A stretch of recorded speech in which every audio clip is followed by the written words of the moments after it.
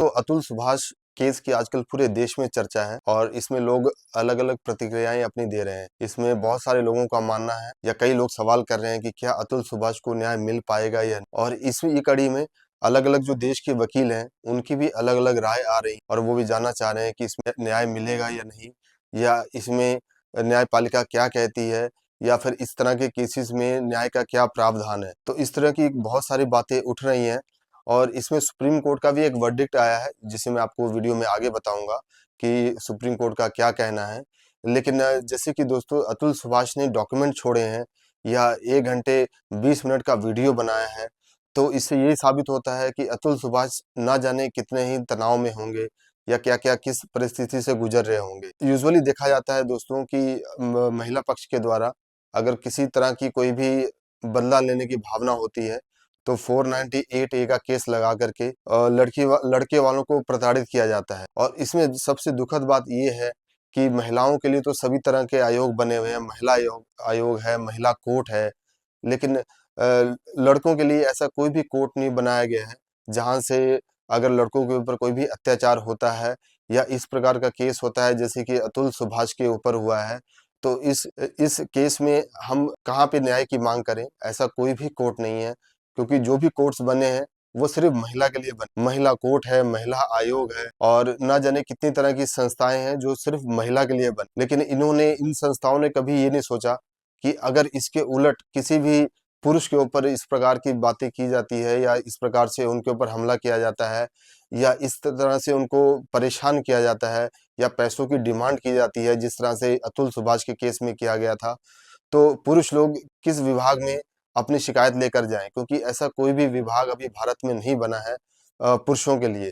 जो भी विभाग है सिर्फ़ महिलाओं के लिए है, महिलाएँ केस कर सकती हैं, लेकिन पुरुष कोई भी इस तरह की बात नहीं उठा सकते, जहाँ पे उनको प्रताड़ित किया जाता है, जैसे कि अतुल सुभाष को किया गया है। और इसका परिणाम ये हुआ कि अतुल सुभाष ने डॉक्यूमेंट इतने सारे सुसाइड नोट लिख के गए हैं, वीडियो बनाया, लेकिन उसके बाद उन्होंने सुसाइड कर लिया, अपने जीवन लीला को समाप्त कर ली। तो ये चीज़ न्यायपालिका को भी सोचनी चाहिए कि जो संविधान में हक है, वो कहते हैं कि सभी को बराबर का हक मिलना चाहिए। तो ये अन्याय सिर्फ़ पुरुषों के साथ किस वजह से हो रहा है कि पुरुषों के लिए कोई भी कोर्ट नहीं है, कोई भी आयोग नहीं है, लेकिन महिलाओं के लिए महिला कोर्ट है, महिला आयोग है, लेकिन पुरुषों के लिए कोई भी आयोग या कोई भी कोर्ट नहीं है। कोर्ट देखिए, लड़कियों के लिए या महिलाओं के लिए जो कोर्ट बना है, ये कहीं न कहीं अच्छी बात है, उनकी सहायता के लिए है। क्योंकि पिछले कुछ सालों में कई केसेज़ ऐसे होते थे, जहाँ पे महिलाओं को बहुत ज़्यादा प्रताड़ित किया जाता था या उनको सच में दहेज की माँग की जाती थी। लेकिन जब से ये कानून बना है, जिसमें महिला आयोग है, महिला कोर्ट है या 498 ए का कानून बना है, तो इसके बाद इन चीज़ों में बहुत सुधार हुआ है। लेकिन न्यायपालिका ने ये कभी भी ध्यान नहीं दिया कि जिस प्रकार की प्रताड़ना महिलाओं को दी जाती है, तो कहीं न कहीं किसी न किसी केस में पुरुषों के साथ भी ऐसा किया जाता है। और हाल ही में ये केस अतुल सुभाष के साथ सभी को मालूम है कि ये मामला हुआ है। लेकिन न्यायपालिका ने ऐसा कोई भी कोर्ट अभी तक नहीं बनाया, जिसकी बहुत ज़्यादा ज़रूरत थी कि अगर महिला आयोग बनाया, महिला कोर्ट बनाया, तो पुरुषों के लिए भी कोई न कोई न्याय का ऐसा साधन होना चाहिए था कि अगर उन पे ऐसा उत्पीड़न होता है, तो कहीं न कहीं अपनी शिकायत वो दर्ज कराएँ। इसी संबंध में दोस्तों, जो देश के अलग-अलग वकील हैं, उनकी अलग-अलग राय आ रही है, उनकी अलग-अलग प्रतिक्रिया आ रही है। और एक बहुत ही मशहूर वकील हैं एपी सिंह, जिसे काफ़ी लोग जानते होंगे। तो मिस्टर एपी सिंह का भी कहना है कि जब किसी की ऐसी इस प्रकार से मौत होती है, तो ऐसा नहीं है कि सिर्फ़ एक व्यक्ति की मौत होती है। अगर अतुल सुभाष ने अब सुसाइड किया है, तो कहीं न कहीं उसके बेटे से उसका पिता खोया है, उसकी माँ से उसका बेटा खोया है, एक पत्नी से उसका पति खोया है और ना जाने कितने ही रिश्ते होते हैं रिश्तेदारी में, जो रिश्ता सुसाइड करने के बाद टूट जाता है। तो उनका कहना है कि ऐसी जो मृत्यु होती है, उसमें सारे रिश्ते टूट जाते हैं और सारा परिवार बिखर जाता है और सिर्फ़ एक गलती की वजह से, जिसमें पुरुषों के लिए न्याय की कोई भी चीज़ें नहीं हैं या कोई भी ऐसा प्रावधान नहीं है या कोई हेल्प डेस्क नहीं है, जहाँ पे पुरुष अपनी शिकायत को दर्ज करा पाएँ। तो उनका कहना यही है कि न्यायपालिका को इस बारे में ज़रूर सोचना चाहिए और कोई न कोई ऐसा आयोग बनाना चाहिए, और जिसमें जो पुरुष लोग हैं, वो भी अपनी शिकायतें दर्ज करवा सकें और उसके बाद जाँच के आधार पे उसमें फैसला सुनाया जाए कि लड़की वाले गलत हैं या लड़के वाले गलत हैं। उसके आधार पे ये फैसला होना चाहिए, जो कि अभी तक नहीं हो रहा है। और सिर्फ महिलाओं के लिए ही सब चीजें बनी हैं। और इसके अलावा और भी उन्होंने बहुत सारी चीजें बताई वकील एपी सिंह ने। और इसके साथ साथ उन्होंने ये भी कहा कि जो 498 ए का केस है उसमें महिलाएं बहुत तरह के फायदे उठा रही हैं। और अगर परिवार का कोई सदस्य कहते हैं विदेश में भी रहते हैं, उनके ऊपर भी महिला के द्वारा यहीं से दहेज का केस दर्ज करा दिया जाता है। या कोई भी परेशानी अगर सिर्फ लड़के से है, उसमें उस परिवार के पूरे सदस्यों को फंसा दिया जाता है और 498 ए का केस लगा दिया जाता है। इसके अलावा उन्होंने ये भी बताया कि इसके अलावा अगर कोई भी बात पुरुषों से मनवानी होती है महिलाओं को, तो उसके दबाव में आकर भी ये केस कर देती हैं, ताकि वो जेल के चक्कर काटें या फिर कोर्ट कचहरियों के चक्कर काटें, और वो अपने बात को मनवाने पे पुरुषों को मजबूर करते हैं। तो ये बहुत स्पष्ट रूप से उन्होंने कहा। और दोस्तों, इसी कड़ी में सुप्रीम कोर्ट का भी एक वर्डिक्ट आया है पिछले कुछ दिनों पहले। और सुप्रीम कोर्ट ने भी जो बाकी कोर्ट्स के अलग-अलग जजेस हैं, उनको भी ये निर्देश दिया है कि अगर इस प्रकार का कोई केस आता है, जहाँ पे महिला ने पुरुषों के ऊपर केस किया हुआ है, तो इस केस की प्रॉपर्ली जाँच होनी चाहिए और जाँच के आधार पे ही फैसला होना चाहिए।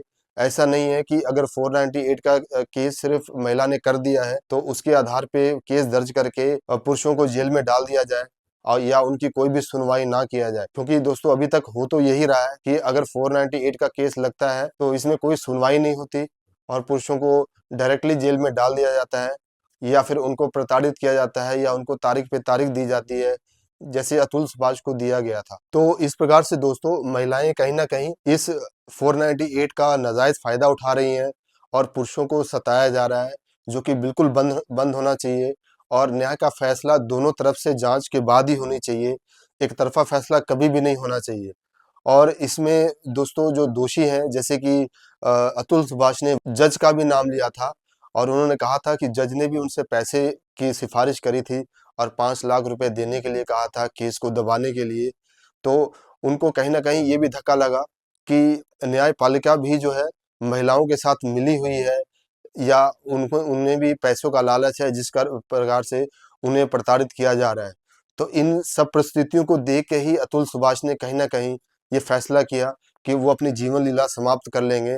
क्योंकि कहीं न कहीं वो सोच रहे थे, वो अपने आप को बहुत ही अलग महसूस कर रहे थे, या कहीं न कहीं ये सोच रहे थे कि अब मेरी सहायता के लिए कोई भी नहीं है, या मैं जिस जगह भी जा रहा हूँ, या मैं जहाँ पे भी जा रहा हूँ, मेरी बात नहीं सुनी जा रही है, मुझे प्रताड़ित किया जाता है, या तारीख पे तारीख दी जा रही है। दोस्तों, आप सभी को पता होगा कि अतुल सुभाष एआई इंजीनियर थे और बेंगलुरु में प्राइवेट कंपनी में जॉब कर रहे थे, और उन्हें 1 महीने में ना जाने कितनी तारीखें दी जा रही थी, जिसके लिए उन्हें बेंगलोर से जौनपुर के कोर्ट में आना पड़ता था।